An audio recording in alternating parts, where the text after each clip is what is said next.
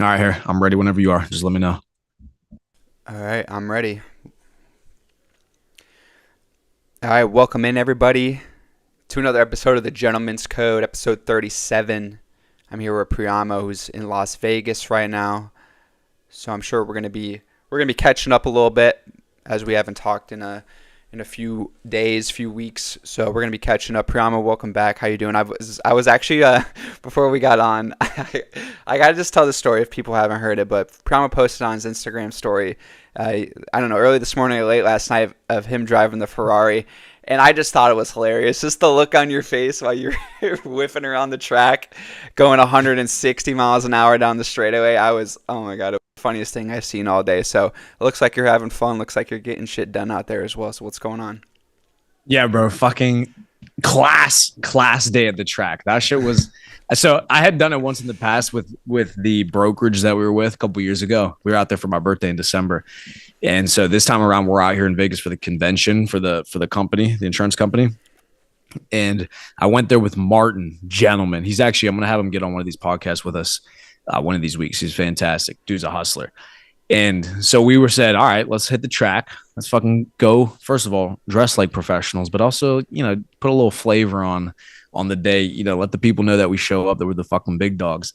So he bought a brand new pair of Ferragamo loafers, driving loafers, right? So Ferragamo, for those of you who don't know, Europeans, because they have some fucking class, they wear Ferragamo loafers that have grips on the bottom of the shoe that are made for the pedals in these Ferraris and Lambos. So when you're going around the track, you're not losing traction. You can't lose your footing, right? When you're going 160, you can't have any fucking jerky reactions. You're fucking spinning out and you're going into a pylon or into a barrier. They're leather, right? And then they have the rubber at the bottom. I got the Exactly. knockoffs, but yeah, I know what you're saying. Exactly. So the driving shoes. So he gets those. He brings them to the track fresh. And then I bought. So I said, all right, well, if he's buying fresh pair for the track, I got to buy a fresh pair because I got the Ferragamo driving shoes, but I've had this for a year or two. So I said, I need something fresh. I went to Gucci, bought it from Gucci, but they didn't have it in the store. So I had them bring it to the store from their warehouse, the new shoes, and they didn't have them ready for me before we hit the track. So the lady, I was saying like, listen, I need these right now. We're going to the track. I gotta have my fucking shoes ready. She's like, "Oh, I'm so sorry. I'm so sorry. Okay, okay." And then I said, "All right, here. What's this? What we're gonna do? I'm gonna give you my phone number. All right, I'm gonna give you my contact information. We're going to the track now. Have one of your guys bring them to the track. Deliver them to the track as soon as they have them ready." She's like, "Okay, okay, that's fine." So we hit the track, and then while I'm there getting signed in, picking out the Ferrari, the dude shows up with the Gucci bag, and I posted, "Fucking delivered the shoes right to the track." I didn't piece it together. I saw the delivery guy holding the Gucci slides. I'm like, okay, he got them delivered to his hotel, but now it's making sense. To the track. Yeah, they brought him right to the fucking track. I get into the Ferrari, and the guy that I was driving with is like, "Oh, you're gonna put these on?" I said, "Yeah." I take off the Gamos, put on the fresh pair of Gucci's, flip into the driver's seat, and the guy's like, "Oh, this guy's a professional." So, yep. So yeah, but no, dude. So the track was fucking sick though. My face is just straight, and I'm fucking fire, So dude. is that Las Vegas Speedway that you went to and did that? Yeah, Speed Vegas. Yeah, it's called Speed Vegas. It's a closed track, and it's a company that does it. They have, Ferrari, McLaren, Lamborghini. They have all the supercars that you want to drive. GT3 RS, Porsche. They have 488 Pista. So Martin was in the 488 Pista, which was Mm, that car is so nice. I was looking at pieces. They're about $500,000 to $600,000. Um, legit supercar. Legit. so nice, so nice. It's faster, even though it's older than the F8 Tributo, which is what I was driving. That's the newest V8 model for the Ferrari. The the Pista is the basically special version of the 488, and it's so fucking fast. So Martin was ripping around the track in that. He only beat me by 3 seconds in lap time, but he should have because he had the faster car. But I was ripping in the F8. The F8 was fire too. Yeah, the reason I asked is I'm actually going to be out. I'm going to be out in Vegas at the beginning of next month, June 6th, exactly like 1 month from today. So I'm looking for activities to fill some empty time slots. So I think that might have to be one. Speed Vegas.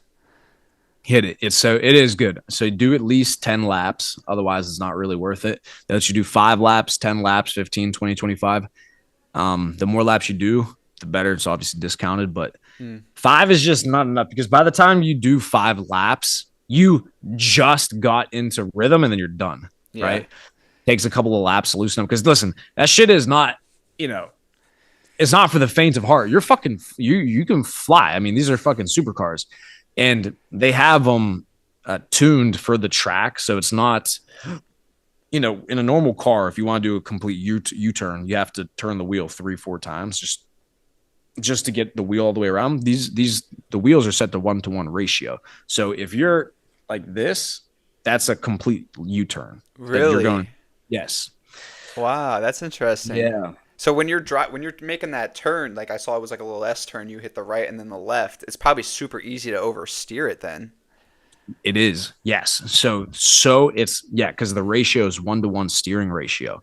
So and they do that in these supercars when you're on tracks because first of all, even though you're going so fast, you're not actually turning that much to get the car to go where you need to go because you need to be able to do it quickly. If it took you 3 rotations of the Mm, wheel to fucking do a sharp turn, you would never have time because you're going so fast. yeah, I never thought Like you about just that. don't have time. Yeah, so it's a 1-to-1 ratio. So whenever my hands are like this, that's a complete U-turn basically.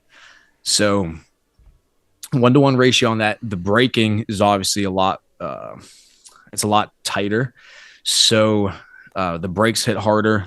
And another thing the guy taught me about on the track is street braking. Whenever people brake on normal roads, typically they slow down as they're going into a stoplight. And then as they get closer to the stoplight, they press down on the brake harder until they come to a stop. So it starts from light to high brake pressure.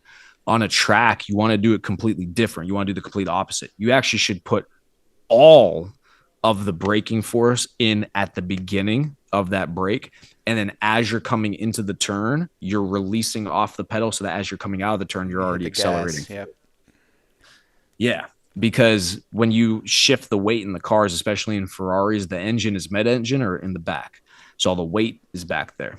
So for the car to be able to have good traction around these turns, it's crazy how the car, when you're going that fast, it matters. You got to in the video I posted, you hear me skidding. I almost lost the back end because I was flying. He's like, no, don't squeeze it. I was like, I almost lost it.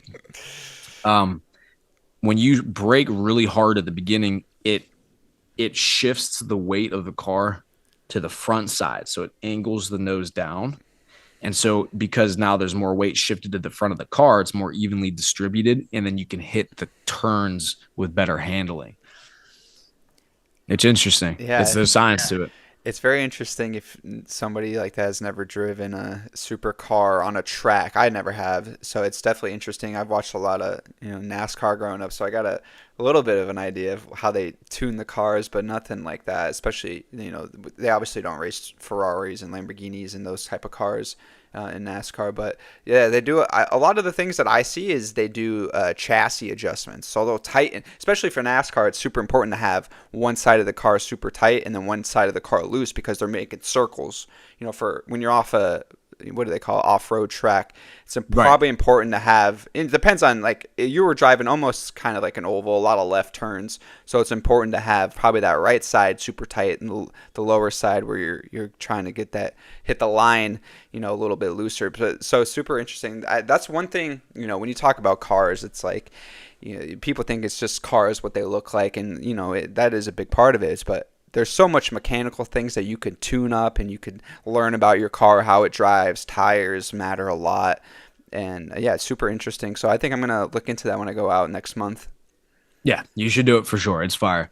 And that's another thing with the F8. That's why I want to drive the F8 because I thought about buying the F8. Between that, the 812, I've looked at 488s as well. So when I test drove the 812 Superfast in Arizona, I test drove it at the place where I bought the GT at.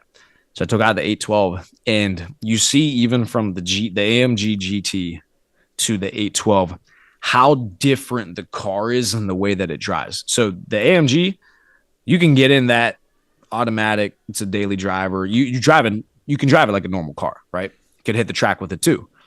But in 812 Superfast, these Ferraris and these Lamborghinis, these are track cars that you can drive on the road. Mm-hmm. So, and if you've never driven one, you don't really know what that means. No, when I got into the 812 and then the same thing with the F8, I'm thinking to myself, this just having this as a normal daily driver is ridiculous. Ridiculous. There's no reverse or excuse me, there's no park feature in these cars. So in Ferraris, there's no park. It's just neutral and then you put on the emergency brake. Yep. So the parking brake. Yeah, the parking brake, exactly. There's no like park. You can put the car in park and then you sit in park. No, it's you start the engine, the car starts in neutral, or you have to put it into neutral to turn it off. Then you flip up the paddle into first gear and then you can start going. And then you touch the accelerator. It's just anything on the gas is just holy shit. That's a lot. Yeah. And so when I test drove the 812, the car wasn't warmed up at all. I just took it out of the fucking warehouse and we just started driving. I tried to hit just a little bit of gas on the one turn. And I told you this fucking fishtailed it, immediately put it sideways. And the guy's like, yeah, we got to go back. It's like, bro, you got to give me fucking heads up. I didn't know there was that much fucking power. It's insane. They're not cars to be driven daily, but it's gangster to drive them daily. Oh my God. Yeah, I can only imagine driving. I mean, one of the things you got to worry about driving it daily is the suspension, especially, you're in Pennsylvania. Some of those potholes, boom, boom, boom. Yeah, fucking wreck the rim on those real quick. Yeah, you don't drive those in I'm not going to get one until I'm out of PA. I'm probably going down to Miami. I've decided that. Yeah. Yeah, that's another thing. You were in Miami last week, just and when you were there, I reached out to you. I'm like, you're a Miami guy. You gotta get down there. It's just when you're there, it feels so. It is the tropics technically. It's so tropical. It's so nice. Everybody's out. Everyone's fit. Everyone's trying to get active, and the nightlife. People are doing things. People are going out and doing business. It's just a great spot to be. It is, and here's a big thing too. You got to go where your value's high, right? My value's high in Pittsburgh, but when I go down to Miami, even the honeys like me more. I'm telling you, because they're Latinas down there. I got that look. They see me down there. They fucking the whole week was easy. Instagram, phone number, boom, easy, bro, easy. And these are world class honeys. These are tens. These aren't your fucking Pittsburgh 8 where it's like Southside shoddy. Yeah, this isn't your fucking Carson City saloon girl. Fucking, there's some bitch you found at Foxtail. So no, it was class Huns, and so that in and of itself is enough reason to go down there because, like you said, the energy, the environment, that's what it's about, is being around that energy. If that's the lifestyle and that's the energy that you need, you got to surround yourself with those sorts of people, and then attempt to outcompete them, right? When I was talking to Martin about the fact he loves that we do the gentleman's code, because there's a code to being a gentleman. That's what we want to do. We build a network. We live by a code. We have brotherhood. We have loyalty. We try to make money. And a part of that for me is I'm only going to surround myself with people who are going to force me to elevate my level of play. When you stay in the city that you grew up in, you see how everybody doesn't level up. Everybody's the same. Everybody doesn't make that much money. It's just those are the normies. If you want to branch out and see what real money looks like, see what people are actually capable of making, you got to go to cities like Miami, New York, used to be Los Angeles, but not really anymore.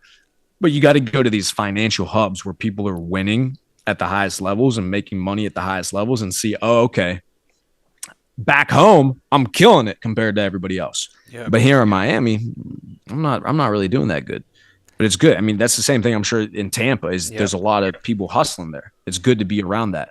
Yeah, I mean, that was one of the first things I said to you when I moved here. I said, people in my building, there's Ferraris and there's Lamborghinis and Bentleys and things just sitting out there. It's motivating when you go to your car and you're like, wow, I want one. I wish I was taking that out. So, and then it's another huge part is just the networking opportunities that you have being in a place like that. And, the people you can meet on a night out and pitch yourself, the elevator pitch, especially live in a high-rise apartment in Brickell, you're going to be surrounded by some players. So you want to go out, have your elevator pitch ready. I meet people new every day here. So yeah, it's a great opportunity. And like you said, with the being surrounded by people that are going to elevate you, that is super important. And that's what you find in a big city. You could find your people because there's all different types of people. And usually in the case of Miami, it's all transfers. It's not many people there anymore that we Yeah. would meet or hang out with, like grew up in there. I'm sure there is some people, but it's mostly transplants. People that were doing great in New York, now they're down in Miami. People that were doing great in Los Angeles, now they're down in Miami. So you have a lot of transplants and people that are going there just for that, just for the networking, just to meet people, just to build businesses. And I think building out the Taylor's Code and building out the network community, it'll only benefit us if me and you are closer to each other. Obviously, the collaborations and all Collaborate. that. Yep. Yep. So yeah, I think it's a great idea for you. And I think, I go on Zillow a lot, and I've been looking down there in Miami, and some of the places you could get because the supply is so much. There's so much supply down there because they have so many apartment buildings that it's a great deal. It's almost as cheap as Tampa, just because Tampa doesn't have the supply that Miami does. Yeah. And when I go down to Miami, we have Tristan's down there. My boy Tristan, Yep. he does podcasting. He's done podcasts with Antonio Brown. He's done podcasts with Jorge Masvidal. He's had podcasts with. So he's in that space too. So we can do, we'll do content with him. When I get a spot down in Miami, I'm also going to build, because it's going to be, okay, this is where I'm living at. This is where I'm going to build the next, couple of years of my life. I'll get a studio down there. Then you come down for a week. Boom, we hit it in the studio, film podcast the whole week, do content, and yeah, it'll be game changer because it'll be taking it to the next level. And also being down there in Miami, we're going to be able to expand the network with people down there, continue to grow, and a lot of people in Miami are crypto money as well. Yep. Crypto hub. Yes, Miami is a huge crypto hub. A lot of crypto people down there. So again, be in that environment where now we're around more people who are in the crypto space, continue to bring them into the network. And that's what's going to continue to improve what we're doing inside the Discord, because the more minds you have watching the markets, minds watching the different opportunities to make money in the crypto space, the better for everybody. Because things that we don't even really talk about on the live stream so much is there's way more to crypto than just buying a coin and waiting for the number to go up, the price. That's how a normie will only make money in crypto. Yeah, there's a great way to make money, but that's not the only opportunity. There's plenty of opportunities within on chain in crypto where you make money off of the capital that you have. So whether the price is going up or not, you're still generating an income off of that. And those are some of the things that I keep private for our private clients that, come to us and they want to invest individually. They want to have us manage their portfolio. There are things like DeFi loans. We've talked about this. The different liquidity pool aspects to the space that, once the cycle's winding down from the bull run perspective, and then you want to rotate your profits into a situation where you're able to generate an income regardless of the price going up or down, those are the avenues that you would take.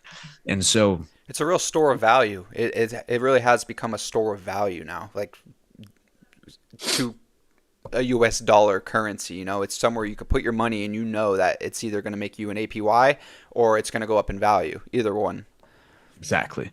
Yep. And so when you have enough money, you have $1 million, $2 million, couple $1 million, and you don't even want to be in a high risk environment, or you just want to be able to preserve that wealth, there are ways where you just lock up that million in a DeFi platform that we use, and you just generate a 15% APY on that $1 million. Guess what? You have an income every single month without spending any of that million. You could literally take the 15%. 15 grand a month. Exactly. So you take that money every single month. Now that's your income. Now you don't have to work a job, but all you got to do is get to that million. Now the million might sound like it's difficult to get to, but if you've got the right income, you hit the right investments. That's not out of the realm of possibility within a year or two. It's absolutely in the realm of possibility. So it's things like that people they just don't know about these things. They're not in a position or know the people to actually show them this. Everybody has the same opportunity. Everybody has access to the same ways to make money. The difference is you and me know about it and other people don't.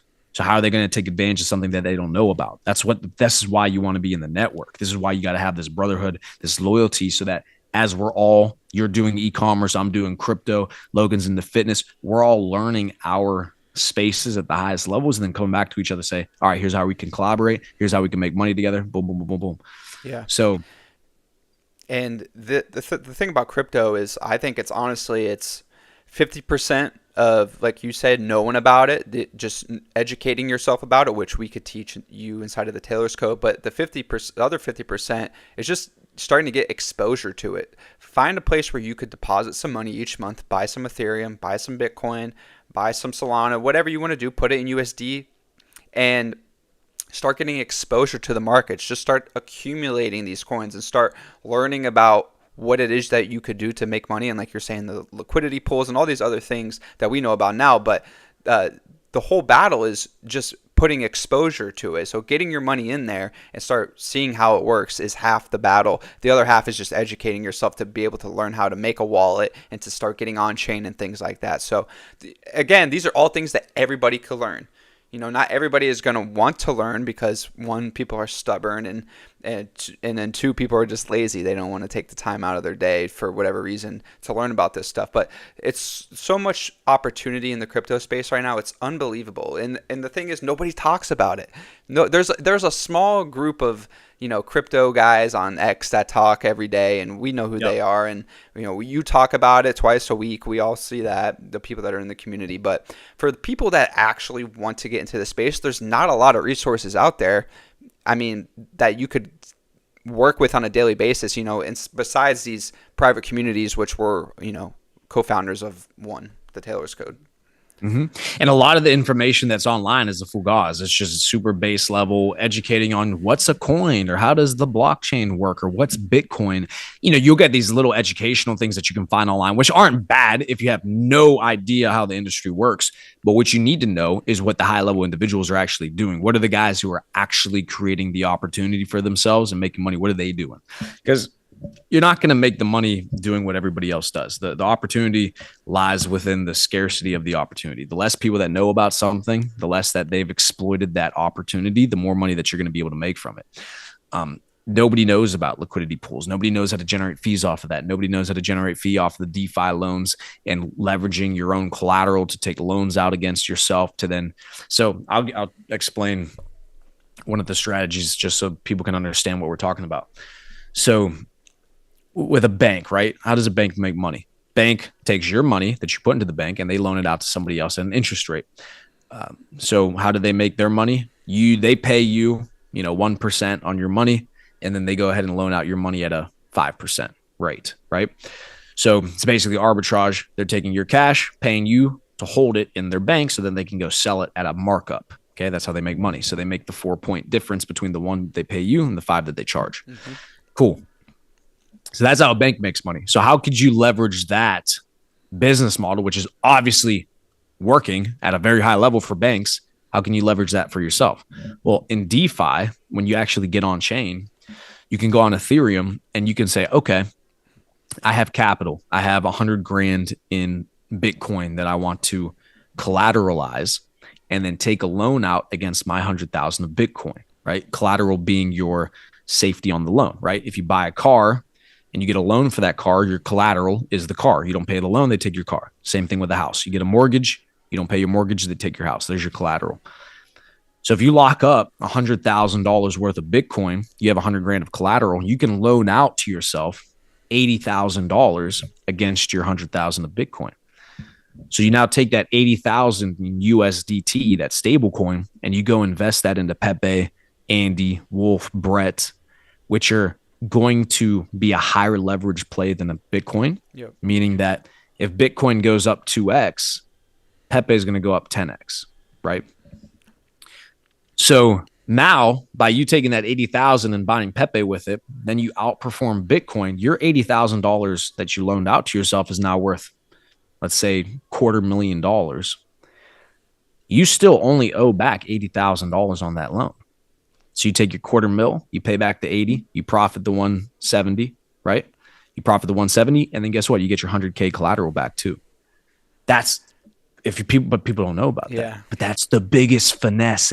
It's finesse. Yeah. This is how rich people do it. Yeah. You're right. That's how rich people do it. They do it with real estate. They do it with the cash that they have in their bank. It's the same concept. And like you said, if a concept like that is working or a business model like that is working, the crypto environment did a really good job at, some of these companies, like one that we researched in the past and talk about on here is Aave. That's a big one. And I know there's other companies out there that do it, but yeah, it's a great business model for not only them to make money, but also for you to make money in other different ways. And I think, speaking about like Aave and things like that, these are financial institutions that are being built. These are not just crypto coins, and that's another, leverage that you could use.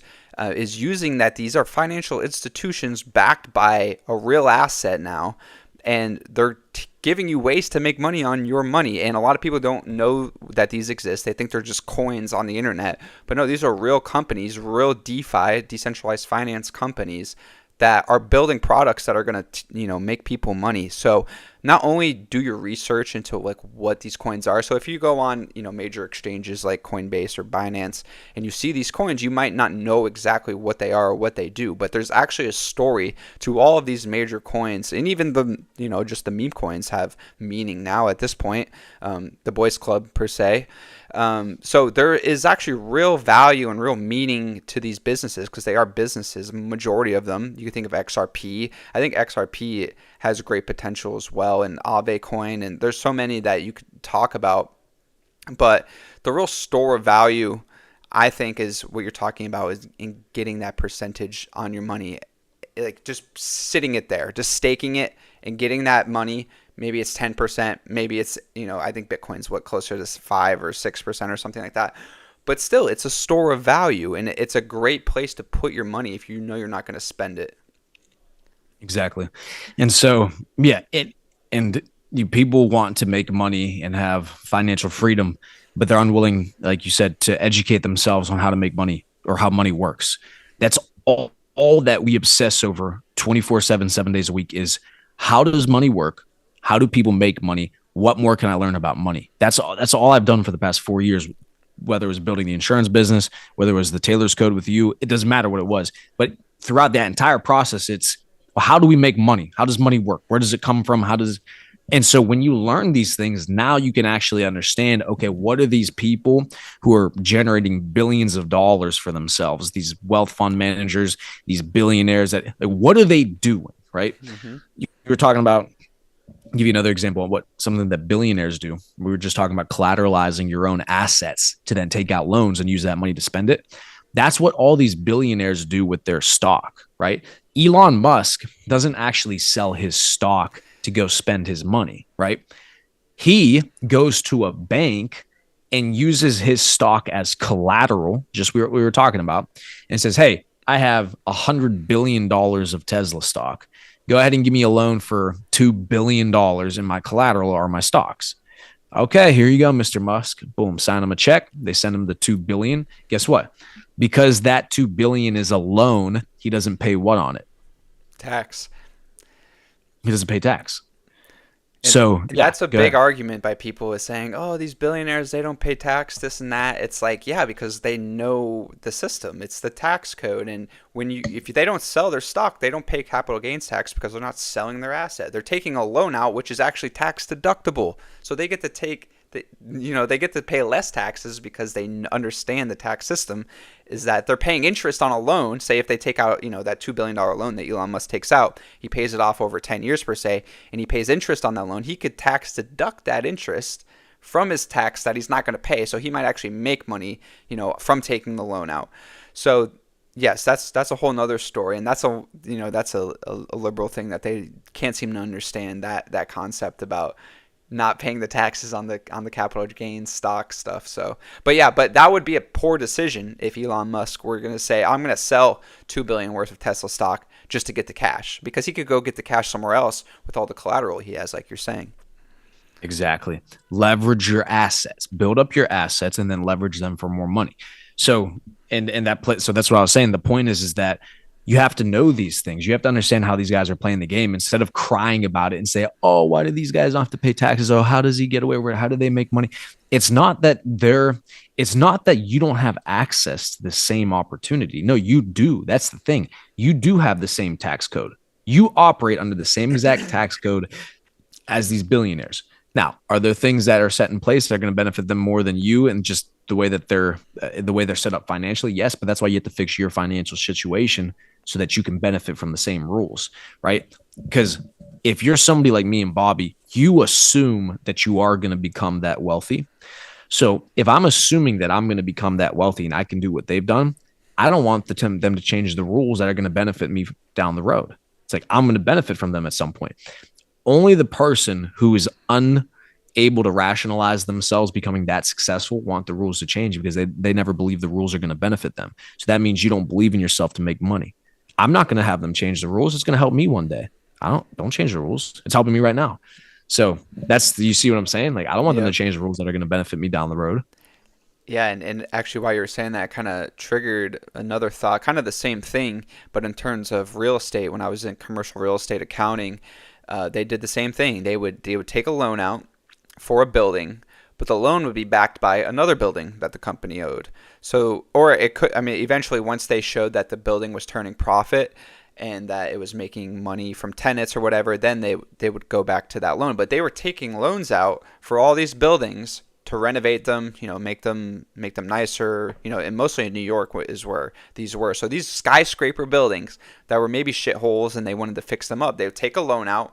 The loan is backed by the building itself, but then once the building starts turning a profit, then they're in the green every month. And then once they could show the bank, like, hey, listen, you gave me this loan for $100 million for this building.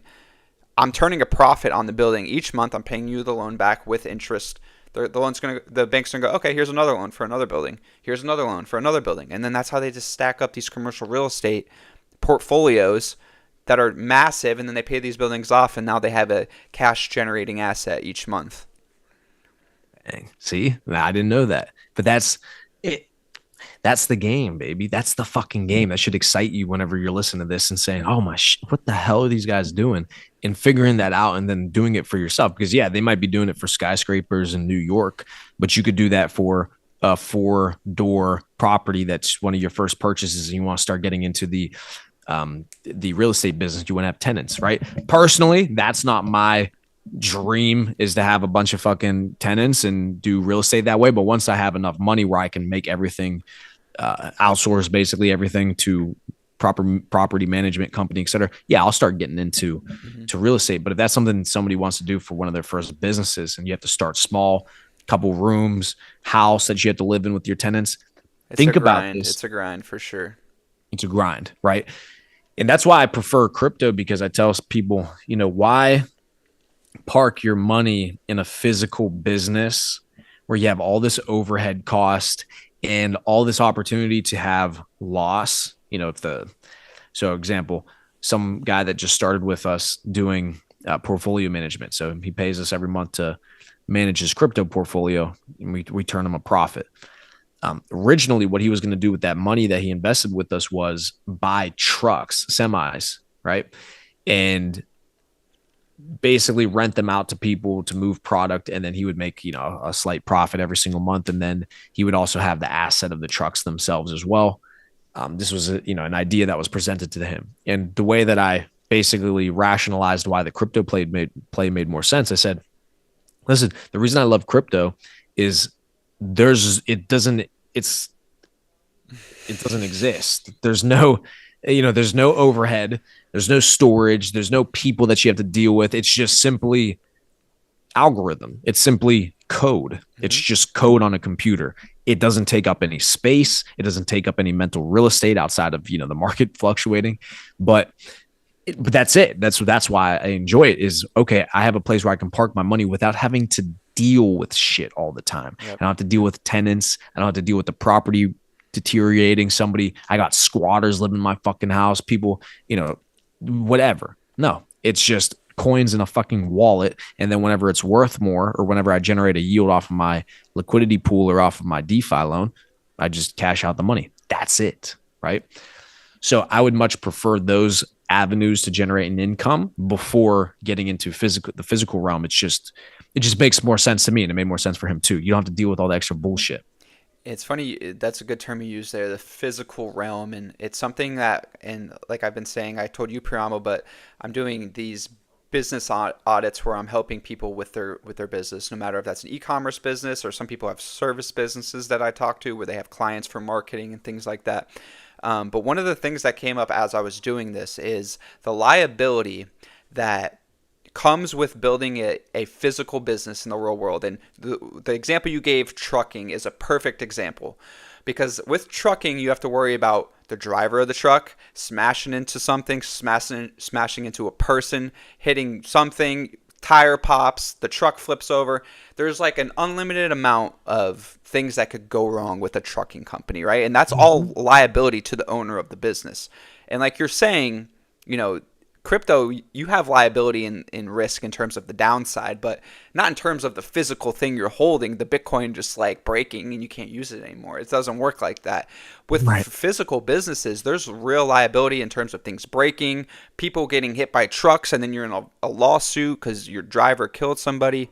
So there's all these different things. And so the route that I've been taking with online businesses, stay away from the physical stuff, because it's only, and you got to think about shipping stuff. Sometimes you ship it, it doesn't even go to the person, and then you're down a product. So there's so much things that could go wrong with these physical businesses these days, and you don't really have to. You could build a website, a landing page, where you are providing value to someone.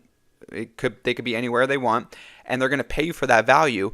And like you're saying, it's a fugazi. You're just on a web page up in the cloud somewhere. It's not a real physical product that's going to get damaged, lost, stolen in transit to the customer. You could provide a value to people, and that's what a business is, right? Like, let's just break it down. What is a business, and how do people get rich from businesses? Well, it's providing value or a service to somebody or to customers, right? So the businesses that are worth the most money provide the most value, or provide the most excitement, happiness to customers, right? Amazon, think about it. They provide billions of packages a day across the world. Apple, everybody has an Apple iPhone, makes them happy, makes them do things. You could help them work.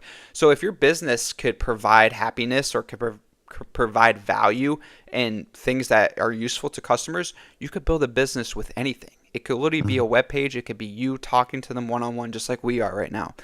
So that was an audit, and that's an area that I'm looking for as I'm going through these audits with these people is, okay, listen, you don't need to have all this physical stuff. You see the videos of people with boxes piled up in the room. It's like, settle down a little bit. Let's get the business turning profit first. Then you could order 150 things from AliExpress and load them up in your house. That's another great business point that I was teaching this to. Even one of the girls I was talking to, she wanted to build a makeup company, e-commerce makeup company. Classic, right? Girls, they love that shit. It's hot. Kylie Jenner. Yeah, it's hot. Kylie Jenner. Look at her, right? Completely understand. Makes sense. You could have a great business that way. But what was the first thing I told her? She got the same advice from her father. She told me afterwards I said, here's the thing, right? This is classic girl brain.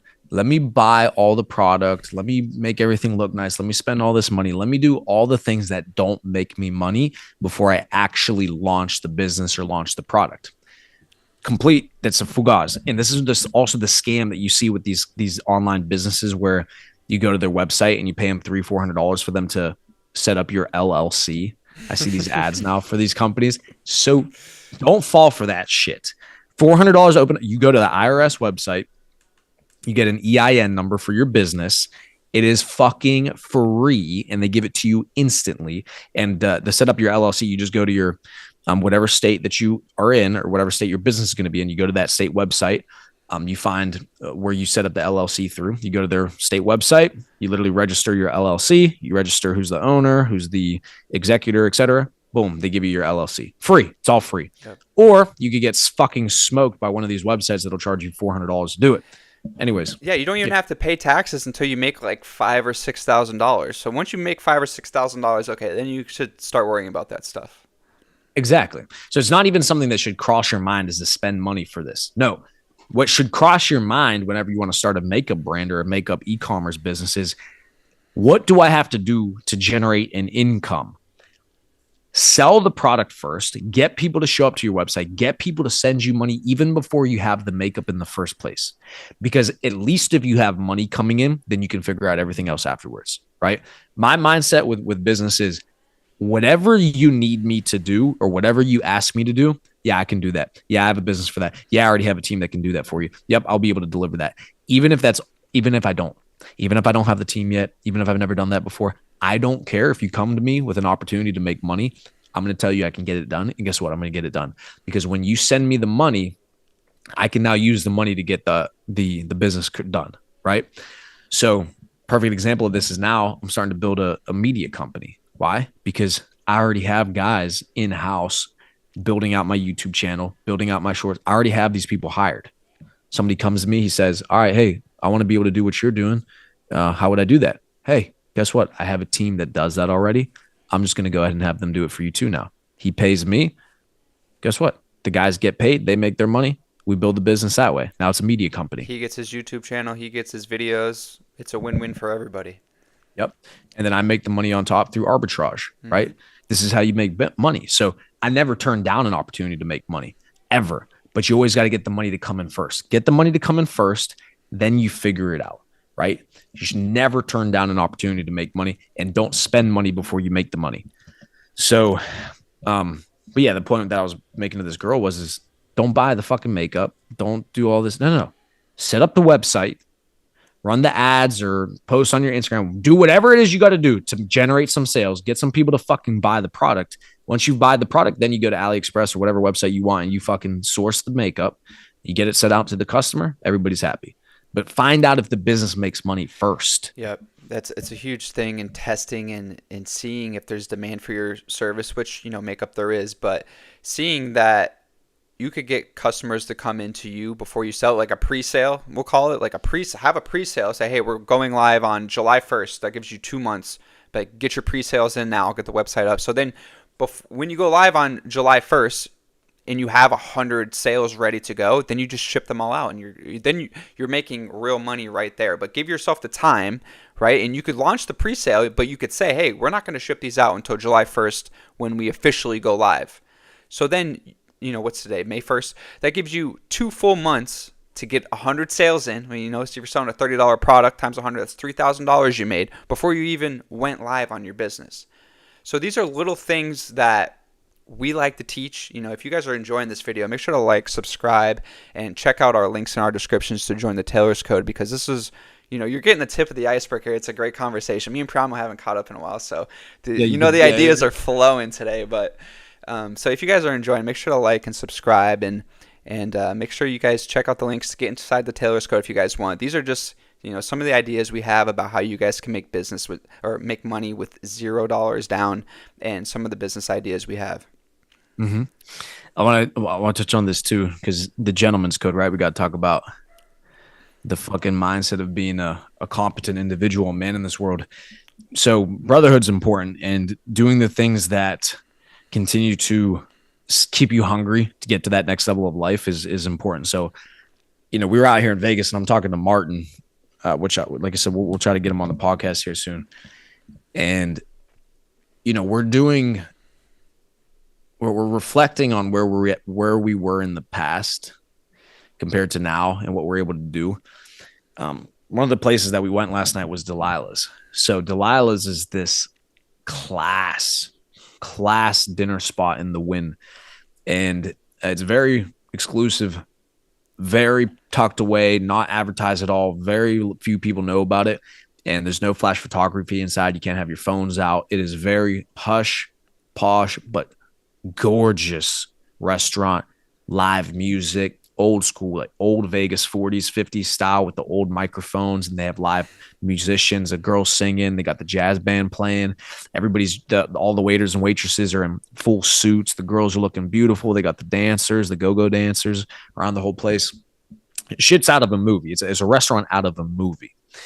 And I'm sitting there talking to Martin, and we're not drinking. We're not drunk. We don't drink. We're ordering all the appetizers on the menu. We're spending hundreds of dollars on food. And we're talking, and we're saying to ourselves, this is exactly what being a gentleman is like. You go to a restaurant like this. Mm-hmm. We're dressed to the nines, got our designers on, got our Rolexes on. We're eating good, not even looking at the prices on any of the food. That's the level that you want to get to in life and enjoy those sorts of experiences. And that reminds you, this is what being a gentleman is all about. It's not about being a lazy bum and doing nothing with your life and going to the pub, local bar, and drinking with your friends. No. A gentleman is going to Vegas, hitting the Wynn, hitting the Delilah's, just the gentleman, enjoying, watching, having our espressos, eating. It's just that whole experience. You can't give that to somebody. You can't even explain it to somebody unless you were there. And that's what I look at as being a gentleman is, how can I have the pinnacle of the human experience and with the gentleman, with my brothers around me? That's the best. you can't beat that. So we didn't go to Delilah. No, yeah, I didn't learn about Delilah's until like 2 years ago. So we weren't there whenever you came to Vegas. We went to Um, that one spot in Resorts World. Remember, it was the grand opening when we were there, and we went to that one little back room club. I was just there last night too. And we went Really? to Resort World. Yes, dude. I was telling Martin. I said when Bobby was out here, I said it was the opening week, the first time they ever opened Resort World. And you, me, and Denora went in there, and that night was fucking absurd, bro. Absurd.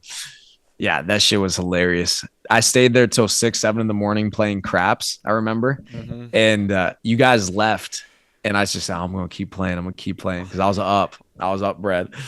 So I played till 6, 7 in the morning, and they were still building the property. It wasn't done. They were doing construction while we were there. Yeah. Probably on the So top floor, suite level stuff, probably getting finished up. exactly. So my phone had died, so I wasn't able to get an Uber back to I did not know what to do.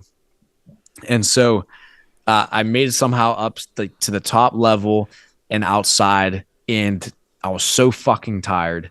And I fell asleep on a bench up outside. Yeah, like a fucking bum. I fell asleep on a bench, and then I got woken up a few minutes later by these dudes with fucking hard hats on. The construction coming to work the next day. They're like, "Hey, buddy, you got to get up, bro. You can't be here. You can't be here." I'm like, what? Dude, it's fucking 9 a.m. I'm sleeping on a fucking bench. They're trying to build this building. Get the fuck out of here, guy. I thought that night we ended up going back to your place together. No, was that not the night? You did, but without me.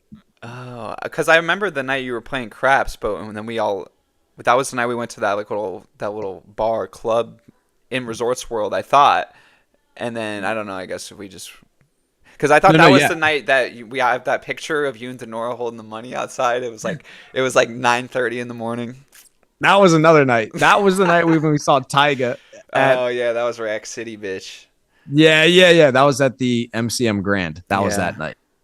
So we came out from Tyga. We went to the craps table. I won all that bread from Yeah, craps. that's what it was. And then we walked out. It was 6, 7 in the morning. We're like, oh, what the fuck? It's It's light already out. morning. Yeah, light out. That's the best. That's the best. Vegas, you come out, you start the night at the casino and you leave and it's fucking bright out. You're like, what the fuck happened? Dude, but yeah, Vegas is good. But it's great to see that level up, and that's what it's about. It's about loyalty, it's about brotherhood, and it's about just being a gentleman. That whole it's a different life experience, right? You get to choose who you are in this life and what kind of character you want to be.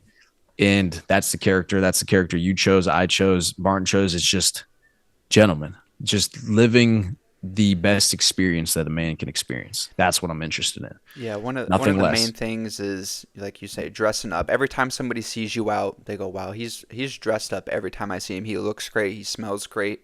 He's never stumbling over himself, drunk, stumbling all over the place. Looking. He's dressed up, professional. Pulls up in his brand new car, whatever it might be. So just like you're saying, that it's that persona of being a gentleman and talking to people with class and shaking their hand, looking them in the eyes, having a conversation over dinner, whatever it is. And like you're saying, those are the most memorable nights because you could actually remember them because you're not shit faced, but it's because you're actually making memories and you're out having experiences, and especially in places like Las Vegas and Miami. And I think we should honestly do a New York trip one time. I think it's about that time because there's so many great spots in New York in terms of food, fine dining like that, but also just espresso spots and nightclubs that you could sit down and just have a good time at. I think that's long overdue, for the lads to hit a New York trip, but we will one day. We got a lot of stuff on our plate that we got to take care of, but that's definitely on the bucket list. I'm on that. I'm in for that because I've still not done New York, and everybody tells me that that's got to take place. That has to happen. It's New Yeah, York's a vibe, especially for yeah, shopping too. We'll save that for a real shopping trip. beautiful. I'm in. And so yeah, so that was a great experience with Delilah's, and yeah, so that's what I would encourage the gentleman to do is make sure you're the character in the game that you want to be. You can customize your character in real life. Don't wait till GTA 6 comes out before you start building your next. Fuck the video game. How about your real life is the GTA game? How about your real life is where you upgrade? The real life is where you have the Lambo, the McLaren, the penthouse suite at the best casino in the country, and you're going to Delilah's with the honey and with the gentleman. Like that's the experience that you want to have. That's where the adventure comes from too. What's the adventure that you're on as a man, right? My greatest fear in life is not dying. It's getting to that point and not having a story to tell, not having a story to give to my children and my grandchildren of this fantastic adventure of a life that I had, the man that I was, what I grew into, the gentleman that I became, the money that I made, the trips that I had went on, the family that I had built. That's what's going to be exciting at the end of my life, is talking about the adventure that I went on, the fact that I haven't, worked a job in however many years and moved to all these different cities and traveled the world and gone to Europe and drove these cars. That's the adventure of it. It's like, what are you doing with your time? What are you doing with your energy? Yep. And that's the main thing is like some people are going to look back and be like, wow, I could have done this or I could have done that, but I didn't because of XYZ. Because it'll probably be because I was just too scared or I was too lazy.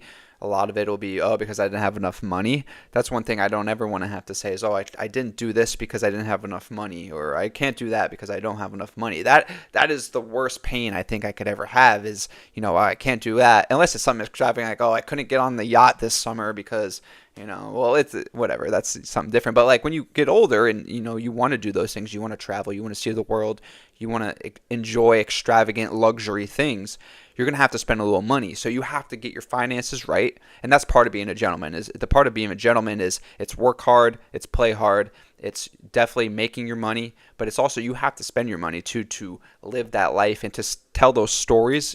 Experiences cost money. That's just how it is, and that's fine. I'm willing to spend the money. You can't take that money when you die anyway. So learn to make it, learn to save it, learn to spend it accordingly, and we'll all have great lives and we'll have great experiences.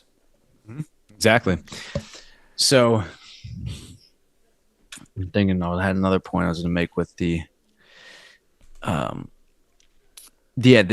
pinnacle of the human experience is, okay, this is what it was. Yeah, there's two ways you can choose to live your life that are actually worthwhile.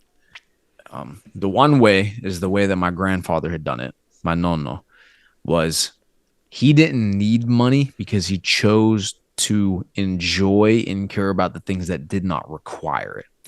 So he never had he worked for himself. He was his own tailor, had his own tailor shop, but he never made more than $20,000, $30,000, $40,000 a year.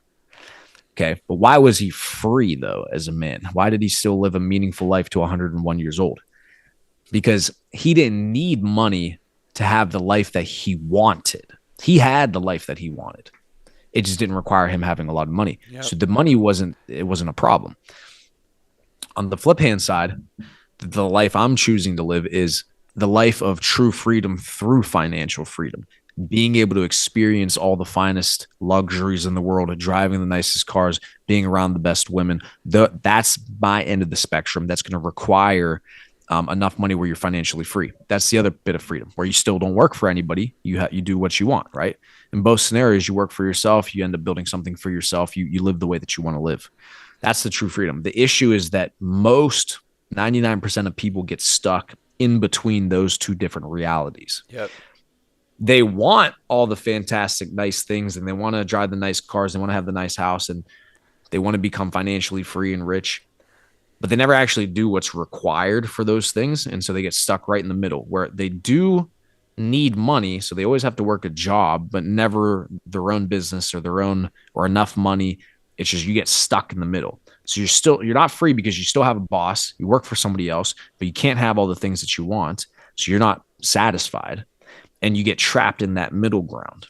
You got to make a decision to do one or the other. You either have to have zero relationship and zero need for money to be free, or you have to have so much that it doesn't matter what anything costs, because you can do anything that you want because you have so much money. It's one or the other. You have to be, that's the only way you can live a fulfilling life, is you just got to choose one of those two. It has to be on the extremes, right?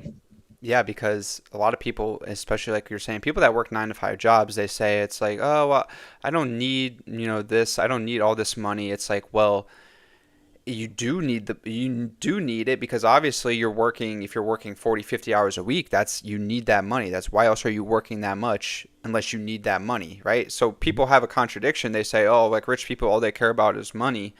Well, it's like, well, all everybody cares about is money because everybody's working at a 9 to 5 job, or some people work more. Some people work 70, 80 hours a week to make $150,000 a year. Do you really think that's worth it? Like when I was working in public accounting, that's who these people were. That was their lives. They wanted to work 80 hours a week for public companies that paid them and paid me, paid them shit. And that was their life. And I knew right then and there, I was like, this is not the life for me. Absolutely not. 100%. And so that's when you get on these journeys where it's like, I need to start self-educating and I need to understand these things and I need to be able to put myself in a position that I could work for myself, build a personal brand, and be able to break out of this, that I don't need a company or need a business to line my pockets to make me survive. So I think that should be the goal of every person who is in that situation, maybe stuck in that place that you talked about.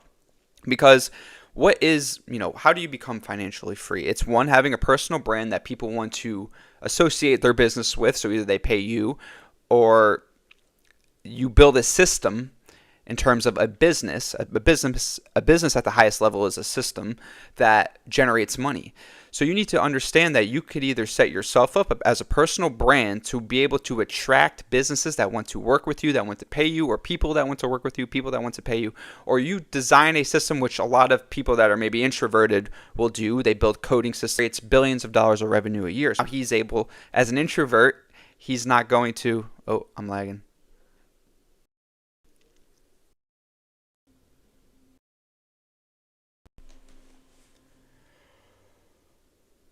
It's freezing up. You're freezing up. Yeah, yeah. Yep, I got you. I think I'm back. You back? Yeah, yeah. I hear you. So long-winded, but that was the point. I think I'm still frozen on my end, but long-winded answer: build a system or build your brand enough that you don't have to, work all your time away for money. Right. Exactly. Yeah, and you're right. That's the thing. People say they don't care about money, but then they work a job. Now, if you really didn't care about money and you don't need money, you'd be a fucking monk living in the mountains, living off of the land, literally not needing any money because you just live off of the land and you're a spiritual individual, which I'm sure is a fantastic existence for those monks who choose to do that because they're at peace with the life that they're living. You just can't. It's a psyop. It's a cope mechanism saying that, oh, I don't need that much money or I don't care about money. But then, like you said, living in a capitalistic society. Listen, if you're in a capitalist society and you're adhering to that model of society, you'd care about money. You need money. Like you said, that's why you work. My grandfather, he didn't have the job. He worked for himself. He only made just enough to be able to feed the family. But all he cared about was art, music, food. It genuinely did not matter to him any type of physical. It didn't. And him, the value was in intellect, was in his ability to be an artist and intellectual individual. That's being free from the system. But yeah, no, if you're working a job and you're making money and you're paying your bills, and you are dependent on money, whether you want to admit it or not. So if you're truly not dependent on it, you'd work for yourself, or you'd go be a priest, or go live off of the land somewhere and just live off the grid. That would be true. Okay, I'm outside of the system, right? So if I'm going to choose to play this capitalistic game, well, I'm going to compete at the highest levels. I'm going to win the game and I'm going to compete and I'm going to make money, and then I'm going to do all the fantastic things with that money that I can. So I understand that that's the game that I'm in, right? To be able to win the game, you got to first admit to yourself that you're playing the game, right? Like if you're going to exist in the Western civilization and be a part of a capitalistic society, you have to admit to yourself, you're a part of the game. So instead of not trying to win, start trying to win and at least move up the ladder and get to a position where you can do whatever you want. One last thing I'll mention too, with the fallacy of I don't need the money. A lot of people think they don't need the money because they don't need it right this second. The issue is that they haven't encountered a catastrophe yet or been put in a situation financially where now they do need it and now they don't have time to go get it. What happens whenever your mother gets cancer or your father gets fucking cancer or your wife gets sick or your kids need to go to college? Or what happens when all these things that aren't currently right in front of your face start happening and then you do need that money, right? Just because you don't need it right this second doesn't mean you don't need it. It's just because you haven't put yourself in a situation where you had to use it. That's a great point, because if something happens like that and you need to take 3 months off of work, 6 months off of work, how are you going to survive? How are you going to pay your bills? So things, emergencies like that happen all the time. And, the sad part is that these companies, they'll replace you. They'll get rid of your job title. They'll kick it to the curb. They'll hire someone new, someone younger, someone cheaper. That's just the reality of corporate America, corporate business, is that you're just a number, realistically, and they'll replace you. And it means everything to you because you have to pay for everything in your life. And a lot of people take pride in their jobs, which is great. No matter what they do, if they're chopping down trees or they're a plumber or whatever, a lot of people take pride in what they do. But if you get fired from that, then you're not only missing the financial aspect, you might be missing a part of you that like wakes up every day excited to go to your job or whatever it is. So if you could find your passion, find what you love to do every single day, but it also makes you money while you sleep, while you're doing it, that's the best case scenario you could have, to have that financial freedom to go out then and do whatever you want to do. Maybe it is art, maybe it's cars. You could express yourself once you have that financial freedom to go be able to do that. Mm-hmm. Fuck yeah. Well, the gentlemen are fucking bullish, Bobby. The gentlemen are bullish. Vegas is good. Miami is good. I'm glad that I'm going to likely be down there in South Florida with you pretty soon. So that's going to be huge for us. And I mean, outside of that, I think that's a banger episode. You got anything else you want to rip? No, man, that's it. That was a great episode, and we got a lot on the horizon, like we talked about. There's so much work to be done to develop these systems and to keep making money and to keep growing the Taylor's Code. That's something I'll mention is if you guys are watching us and you watched all the way, first of all, congratulations, you got a lot of juice in this episode, so thanks for being here. But if you're not subscribed, make sure to subscribe on YouTube or and like the video wherever you're watching this at, and make sure to go check out our link in our description so you guys can see all of the products I have on our website and the access to the Taylor's Code, the most important piece to be able to talk to me and Priamo day in and day out. And let us know what you guys are looking for. Are you guys looking for more e-commerce content from me? What are you looking for? Like, what is going to help you get over the hump in terms of getting out of that 9-to-5 job that you hate? Like, what is it that you need? What is it that you guys want to see from us? Please drop it in the comments below as well, and we'll make sure to make more content of that. Yeah. Put yourself in an environment that's going to get you excited for life. The guys inside the Discord are excited about life. They're excited about opportunity. They're positive. They're winning. They're making money. You get access to me, Bobby, Logan, everybody inside. It's huge. Surround yourself with those people. The negativity, I'm telling you, negativity plagues your life right now, and you might not even realize it. The people around you are not winning at a high level. The people around you don't look at life as opportunity, as positivity. You got to be around winners. Again, you want to start coming on trips with me and Bobby. You want to come meet us in Vegas. You want to go to Miami. You want to start to expand your horizons. You want to start to win, make more money. This is where you got to be at. Join the network, connect with us, meet with us. We'll do live trainings inside the Discord. We'll obviously work with you one-on-one on your businesses, Bobby with your e-commerce, auditing your business, me with the crypto, showing you how to make money in DeFi, showing you how to make money through the assets that we're investing into, what my portfolio looks like. Everything that you need to make money is inside. You simply just need to use the resource, okay? So be honest with yourself. Understand that what you're doing right now is clearly not working as well as it could have. Also, the one other thing I'll mention too, this is huge.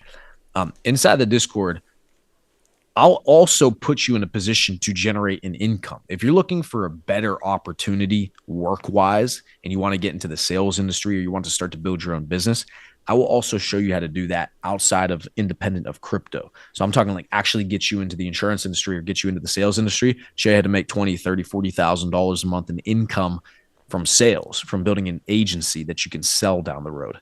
That's a completely different realm that you can also make money in. So that's huge.